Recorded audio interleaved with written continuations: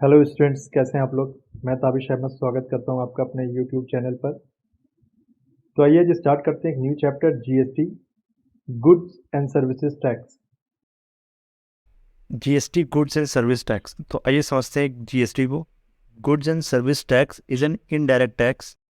Goods and service tax एक indirect tax है जो कि supply of goods and services में लगता है।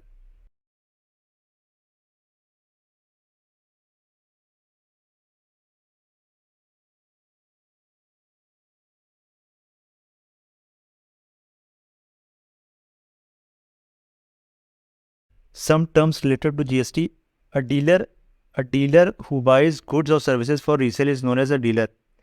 तो डीलर कौन होता है जो कि गुड्स को और सर्विसेज को बाय और सेल करता है। अ dealer can be a firm और अ कंपनी। मत डीलर एक फर्म भी हो सकती है और एक कंपनी भी हो सकती है। Only a dealer registered under GST is authorise to charge and collect GST. तो कोई भी डीलर जो ऑथराइज है जीएसटी के अंदर वही जीएसटी को चार्ज या कलेक्ट कर सकता है।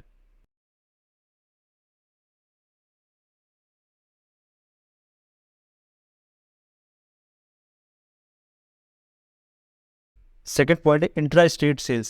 तो इंट्रा स्टेट सेल्स कौन सी सेल्स होती हैं? जो कि sales within the state हो, जो कि एक स्टेट के अंदर जो सेल होती है उनको बोलते हैं हम intra state sales.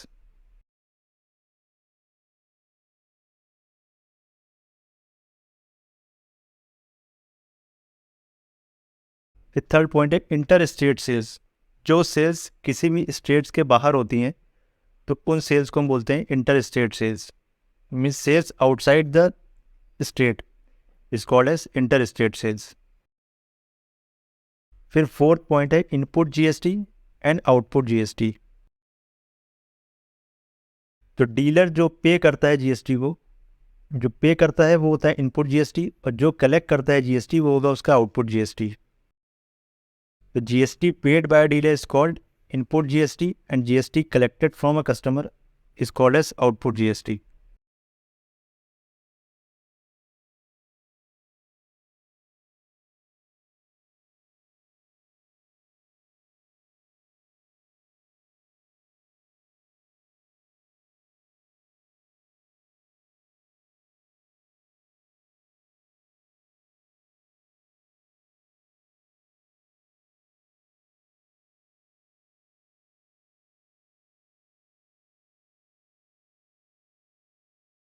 Fifth point है types of taxes under GST. तो कितने टाइप्स के टैक्सेस होते हैं? C GST, S GST and I GST. तो सी जीएसटी आपका हो गया central goods and service tax. S GST हो गया state goods and services tax. तो ये दोनों टैक्सेस इंट्रा स्टेट्स होती हैं। मीन्स जब sale within the state हो तब ये दोनों टैक्सेस लगेंगे। मीन्स सी जीएसटी और S GST.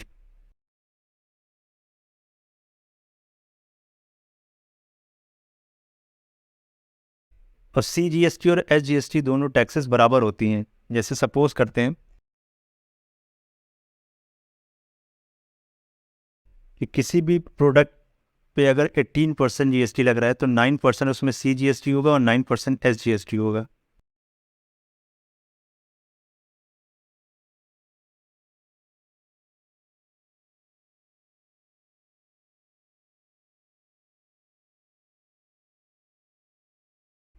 Next type of taxes I GST. I GST inter state sales में होता है।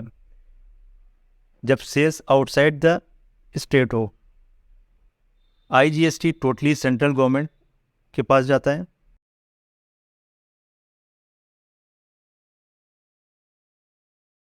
तो सेंट्रल गवर्नमेंट पास कौन कौन से टैक्सेस जाते हैं? सी जीएसटी और आई जीएसटी। और स्टेट गवर्नमेंट पास जो टैक्स जाता है वो होता है एस जीएसटी।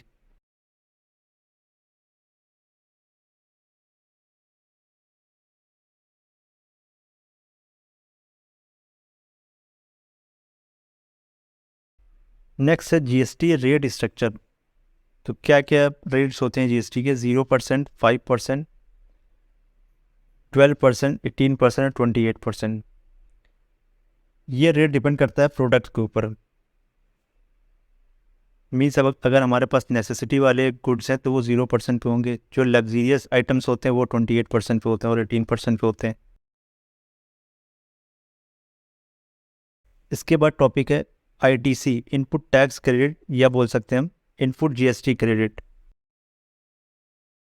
ये मेनली डिफरेंस होता है GST पेड और GST कलेक्टेड, या हम कह सकते हैं आउटपुट GST और इनपुट GST का डिफरेंस होता है। तो जितना भी कोई डीलर GST पे करता है और जितना वो कलेक्ट करता है कंज्यूमर से, उन दोनों का डिफरेंस होता है।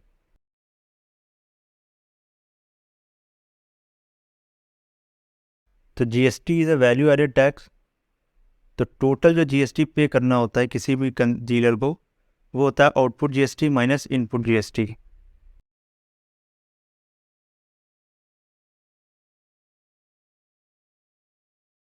तो GST is a value addition tax, mean जो वैल्यू ऐड कर रहे हैं हम, वो टैक्स देना होगा हमको।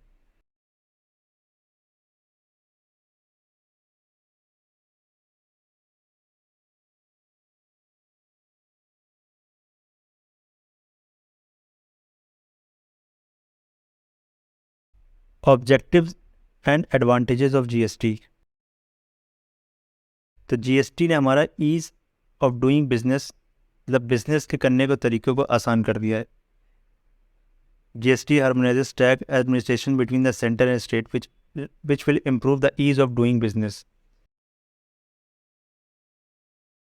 मीन्स स्टेट और सेंट्रल गवर्नमेंट के बीच में एक सिंक्रोनाइजेशन बना दिया है GST ने।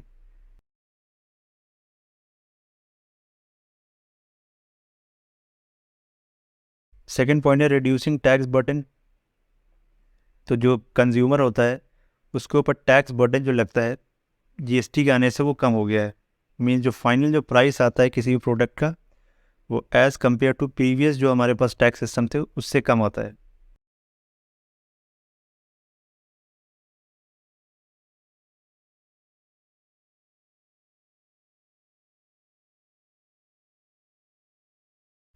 भाई GST को एक एग्जाम्पल से समझते हैं। यहाँ पे देखिए टैक्स पर्सन ने लिया है 10%, और एक चेन बनाई है प्रोड्यूसर, होलसेलर, रिटेलर और कंज्यूमर की। तो आइए समझते हैं कि टैक्स से हमारा क्या डिफरेंस आता है प्राइस में। तो सपोज करते हैं कोई प्रोड्यूसर है जो कि किसी प्रोडक्ट को 50 रुपये में बनाता है और 50 रुपीज़ का वो प्रॉफिट लेता है। मीन्स टोटल जो प्रोडक्ट है वो 100 रुपीज़ का होगा। तो ये जो है ये प्रीवियस सिस्टम, मीन्स GST के आने से पहले जो सिस्टम था उसके हिसाब से है। मीन्स पहले हमारा जो टैक्स लगता था वो टोटल वैल्यू पे लगता था। मीन्स अगर 100 का अगर 10% निकालेंगे तो आएगा 10 रुपीज़। तो 100 + 10 यानी कि टोटल हमारा टैक्स इंक्लूड करके वैल्यू आ गई 110। यानी प्रोड्यूसर जब होलसेलर को सेल करेगा आइटम तो वो होगा 110। अब होलसेलर जब रिटेलर को सेल कर रहा है तो देखिए, तो 110 और प्लस 10 रुपीज़ प्रॉफिट ऐड किया होलसेलर ने अपना, यानी 120 रुपीज़ हो गया। अब ये टोटल 120 रुपीज़ से पड़ेगा 10% टैक्स। मीन्स 120 का अगर 10% करेंगे तो आएगा 12 रुपीज़। इट मीन्स कि होलसेलर जब रिटेलर को सेल करेगा तो सेल करेगा 132 रुपीज़ का। सिमिलरली होलसेलर जब रिटेलर को सेल कर रहा है तो 130 रुपीज़ का, और रिटेलर फिर सेल करेगा कंज्यूमर को, तो वो भी अपना 10 रुपीज़ प्रॉफिट ऐड करेगा। मीन्स 132 + 10 = 142। अब टोटल जो प्राइस आया है इस पर 10% टैक्स ऐड होगा। इन 142 का अगर 10% फाइन करेंगे तो 14.2। तो 142 + 14.2 = 156.2। तो यानी टोटल जो प्राइस कंज्यूमर को मिलेगा वो होगा 156.2। मीन्स जो प्रोडक्ट 100 रुपीज़ से स्टार्ट हुआ था वो कंज्यूमर को फाइनली मिला है 156.2 में।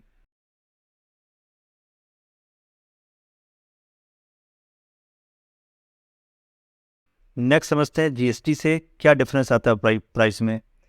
तो GST में देखिए यही था, प्रोड्यूसर ने 50 रुपीज़ का स्टार्ट किया और 50 रुपीज़ का प्रॉफिट लिया तो हो गया 100 रुपीज़। अब GST में हमारा जो टैक्स होता है वो प्रॉफिट पे होता है, टोटल प्राइस पे नहीं होता है। तो यहाँ पे 100 पे टैक्स नहीं बनेगा, 50 रुपीज़ उसने प्रॉफिट ऐड किया उस पर टैक्स होगा। मतलब 50 का अगर हम 10% फाइन करेंगे तो आएगा 5 रुपीज़।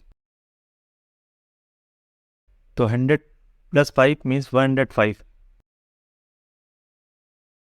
तो यहाँ पे देखिए प्रीवियस सिस्टम में जो 10 रुपीज़ टैक्स आया था वो टोटल प्राइस हमने टैक्स लिया था मीन्स 100 पे, और जीएसटी में प्रॉफिट पे होता है टैक्स। तो जीएसटी के हिसाब से फर्स्ट प्रोड्यूसर होलसेलर को सेल करेगा 105 रुपीज़ में, फिर होलसेलर ने रिटेलर को सेल किया, 10 रुपीज़ प्रॉफिट लगाया, 115 हुआ। अब हमारा जो टैक्स बनेगा 115 पे नहीं होगा, वो 10 रुपीज़ जो प्रॉफिट उसने ऐड किया मीन्स 10 रुपीज़ का अगर 10% फाइन करेंगे तो आएगा 1 रुपीज़। तो होलसेलर रिटेलर को सेल करेगा 116 रुपीज़ में।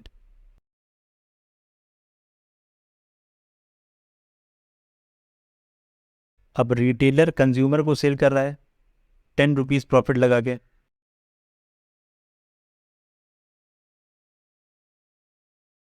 तो यहाँ पे 10 रुपीज़ जो प्रॉफिट उसने ऐड किया रिटेलर ने, उस पर 10% टैक्स लगेगा मीन्स 126 और प्लस टैक्स 10 रुपीज़ का 10% मीन्स 1 रुपी। तो 126 प्लस 1 इक्वल टू 127।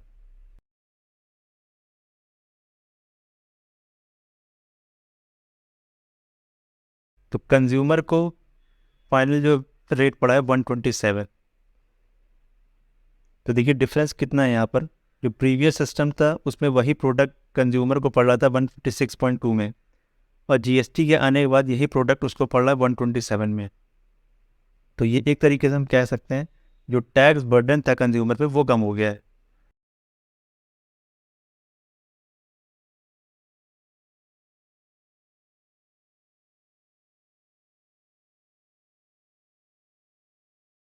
आइए कुछ क्वेश्चन देखते हैं जीएसटी पे। तो क्वेश्चन नंबर 1 है, a shopkeeper buy goods worth ₹4,000 and sell these at a profit of 20% to a consumer in the same rate if GST is charged at 5%। तो GST यहाँ पे कितना है, 5% है। फर्स्ट फाइंड करना, find the selling price excluding tax, means tax को हटा के, ऑफ द गुड्स। तो यहाँ पे प्रॉफिट कितना है, profit to a consumer in the same, profit है 20%। और shopkeeper buys good, means shopkeeper का जो कॉस्ट प्राइस है वो है 4,000। तो अगर हम जीएसटी को हटा के अगर हम सेलिंग प्राइस फाइंड करेंगे तो मीन्स 100 में अगर 20% प्रॉफिट ऐड कर दो यानी 120, तो 120% ऑफ 4,000 तो आ जाएगा 4,800। तो सेलिंग प्राइस आ जाएगा 4,800। सेकेंड है C GST paid by the consumer. तो टोटल जो जीएसटी रेट है यहाँ पे 5% दिया है, तो 5% ऑफ सेल प्राइस मीन्स जो सेलिंग प्राइस है 4,800, इसका 5% फाइंड करेंगे तो आ जाएगा 240। तो ये टोटल जीएसटी आया हमारे पास 240। अब ये जीएसटी क्योंकि ये सेल जो है इंट्रास्ट रेट सेल है, तो इसमें जीएसटी में सी जीएसटी और एस जीएसटी होगा। तो 240 में इक्वली डिवाइड होगा सी जीएसटी और एस जीएसटी, मीन्स 120 आपका सी जीएसटी होगा और 120 एस जीएसटी।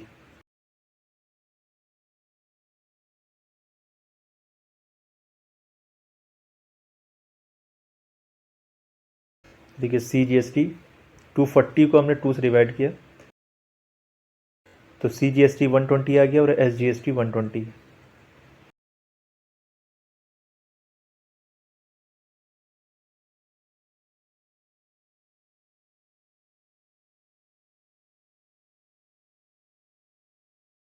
फोर्थ पॉइंट है the total amount paid by the consumer. तो टोटल अमाउंट कंज्यूमर जो पे करेगा वो होगा सेलिंग प्राइस प्लस जीएसटी। तो सेलिंग प्राइस हमने फाइंड किया 4,800 था, उसमें जीएसटी 240 लगेगा, तो total amount paid by the consumer is 5040।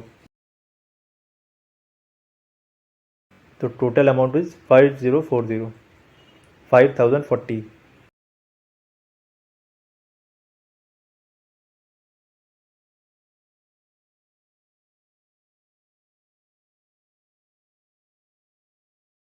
Next question, question number 2,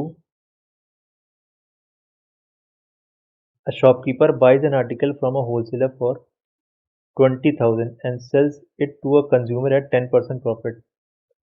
If the GST rate is 12%, find the tax liability of the shopkeeper. तो हमें tax liability find करनी है शॉपकीपर की। तो यहाँ पे प्रॉफिट कितना है, 10% का प्रॉफिट है।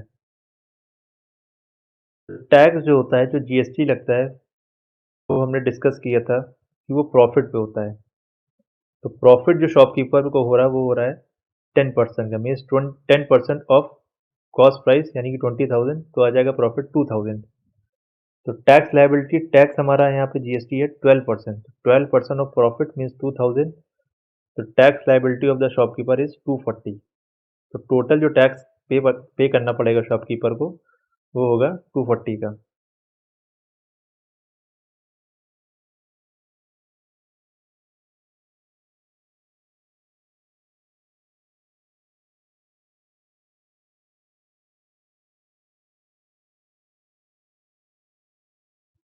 नेक्स्ट क्वेश्चन है question number 3।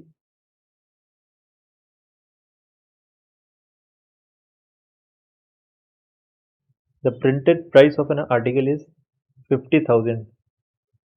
The wholesaler allows a discount of 10% to a shopkeeper. The shopkeeper sells the article to a consumer at 4% above the mark price.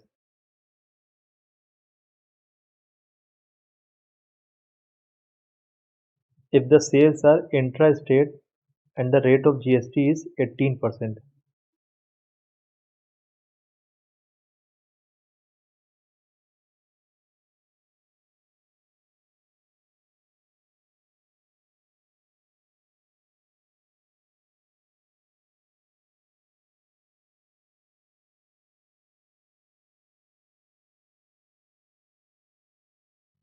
तो सबसे पहले फाइंड करना the amount inclusive of tax, means tax को include करके with the shopkeeper page for the article.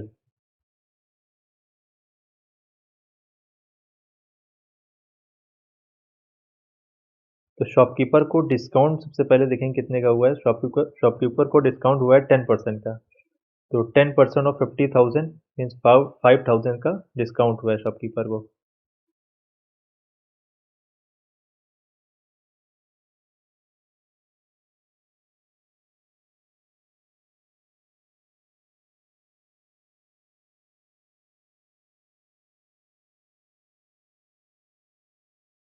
तो selling price कितना होगा, 50,000 में डिस्काउंट को माइनस कर देंगे तो आ जाएगा 45,000।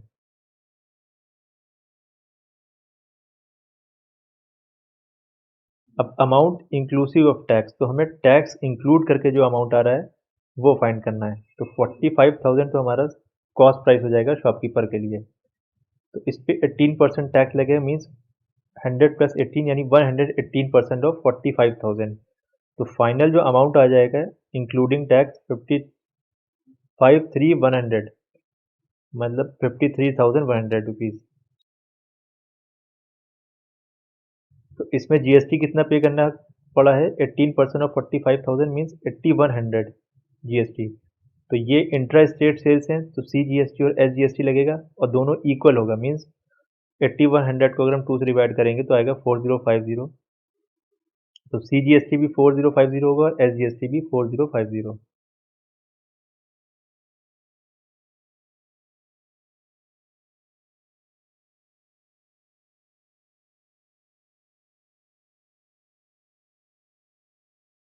नेक्स्ट है सेलिंग प्राइस ऑफ शॉपकीपर कितना है, उसने 4% प्रॉफिट पे बेचा है। तो 104% of mark price, means mark price पे 4% इंक्रीज करके। तो 104% ऑफ 50,000 मीन्स 50,000 मार्क प्राइस है तो आ जाएगा 52,000। तो selling price of shopkeeper is 52,000। Consumer ने कितना पे किया टोटल, कंज्यूमर का कॉस्ट प्राइस है 52,000 और 18% टैक्स लगेगा उस पर। तो 18% of 52,000 means 52,000 plus 9360।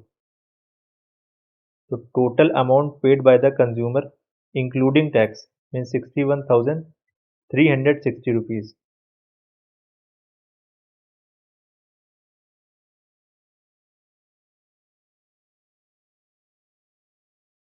The amount of tax paid by the shopkeeper to the central government, तो सेंट्रल गवर्नमेंट को शॉपकीपर ने कितना पे किया है टैक्स, वो निकालेंगे output GST minus input GST. तो आउटपुट जीएसटी मीन जो उसने कलेक्ट किया है कंज्यूमर से, तो कलेक्ट किया है 9360 और इनपुट जीएसटी मीन जो उसने पे किया है, कितना पे किया उसने,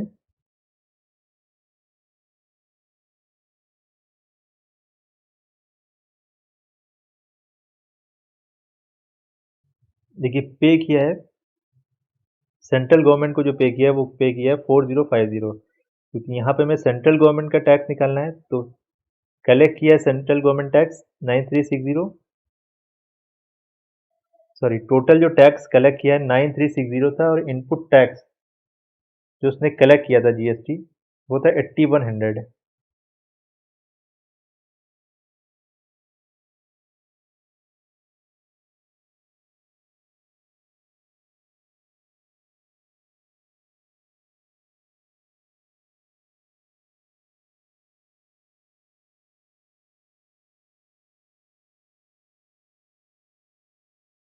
तो टोटल आउटपुट जीएसटी में से इनपुट जीएसटी माइनस करेंगे तो आ जाएगा 1260। अब क्योंकि ये इंट्रा स्टेट सेल्स हैं, तो इसमें सी जीएसटी और एस जीएसटी इक्वली डिवाइड होगा। मीन्स 1260 को अगर हम 2 से डिवाइड करेंगे तो आ जाएगा 630। तो 630 रुपीज़ सी जीएसटी होगा और 630 रुपीज़ एस जीएसटी होगा।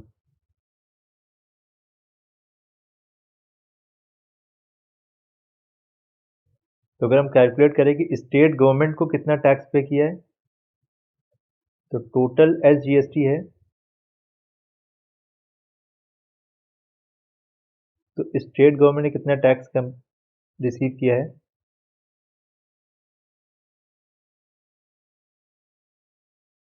यहाँ पे देखिए एस जीएसटी था 4050, 4050 रुपीज़,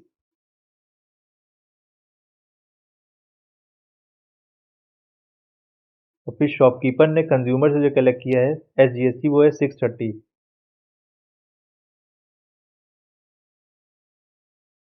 तो टोटल जो स्टेट गवर्नमेंट पास टैक्स जाएगा वो है 4050 plus 630, means total tax to the state government 4680।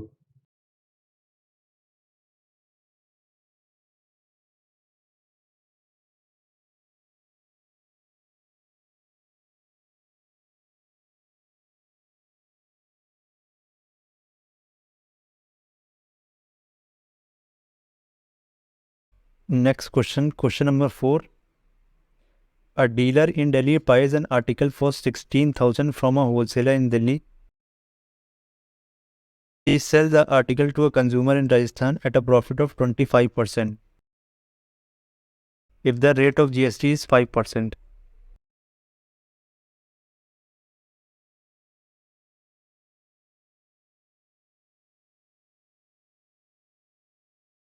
The rate of GST is 5%.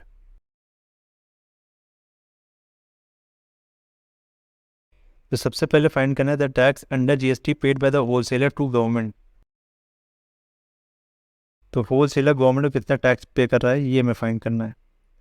तो selling price of wholesaler is 16,000, क्योंकि होलसेलर डीलर को सेल कर रहा है 16,000 में, तो सेलिंग प्राइस होलसेलर की होगी 16,000 और 5% का टैक्स पे करेगा गवर्नमेंट को।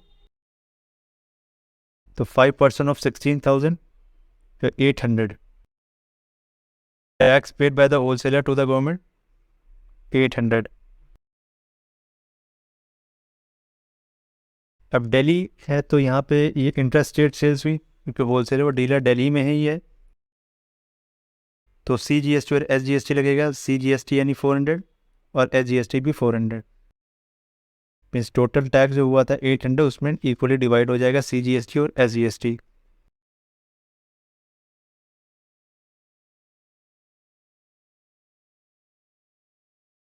अब डीलर एक कंज्यूमर को सेल कर रहा है राजस्थान में inter state sales at a profit of 25%। तो 25% मीन्स 100 प्लस 25 125% ऑफ 16,000।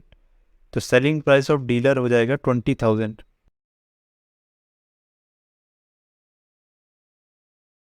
तो कितना वैल्यू ऐड किया है डीलर ने, सेल किया है 20,000 में और जो उसने परचेज किया था वो था 16,000।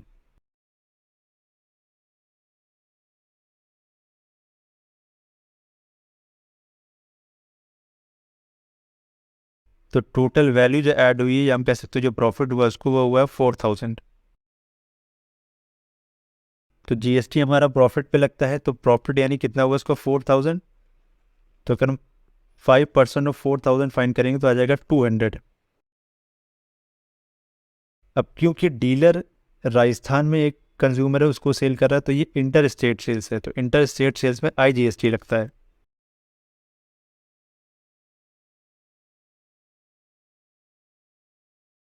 ठीक है, कंज्यूमर हमारा राजस्थान का है, तो ये दिल्ली से राजस्थान सेल हो रही है, तो यानी ये इंटर स्टेट सेल्स है।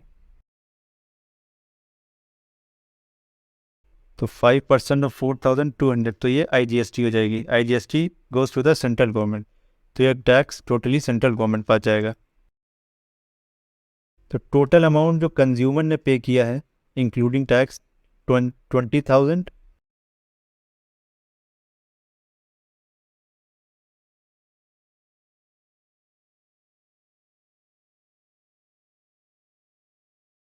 Plus 5% tax. तो 5% ऑफ 20,000 मीन्स 1,000। तो net amount including tax paid by the consumer is 21,000।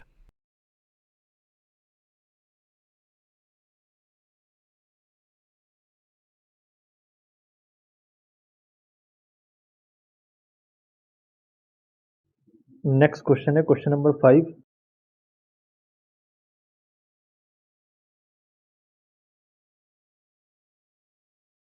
Kiran purchases an article for 5,310 which includes 10% rebate on the mark price and 18% tax on the remaining price.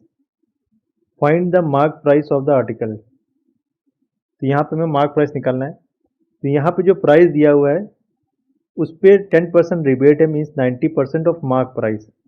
अब ये जो mark price है इसमें including GST है, means MP with tax. तो इसको solve करेंगे तो मार्क प्राइस विद टैक्स आ जाएगा 5,900। नेक्स्ट हमें मार्क प्राइस निकालना है विदाउट टैक्स। तो हम 5,900 जो कि इंक्लूडिंग जीएसटी है उसको इक्वल कर देंगे एक्स, मान लेते हैं मार्क प्राइस है x plus 18% tax of mark price.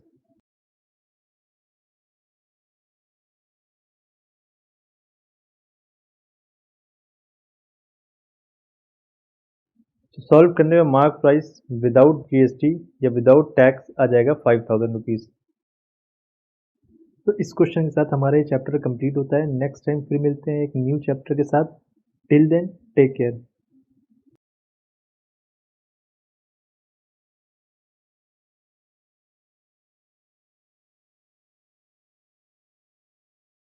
Kindly like, share and subscribe to my YouTube channel.